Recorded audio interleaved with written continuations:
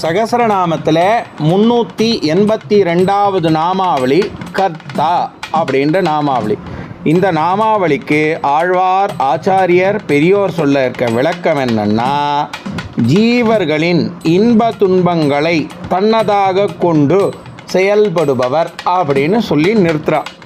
ஜீவர்கள் அப்படின்றவா ஆச்சாரியர்கள் பெரியோர்கள் அப்படின்னு சொல்லி விளக்கத்துக்கு கொண்டு வந்து நிறுத்துறா.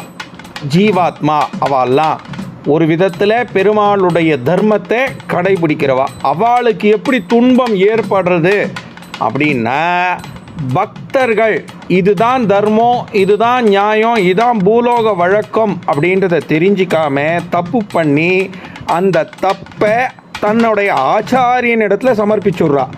ஆச்சாரியன் அதை பெருமாள் இடத்துல சமர்ப்பிக்கிறதுனால காரணமாக இருந்து எல்லாத்தையும் வழி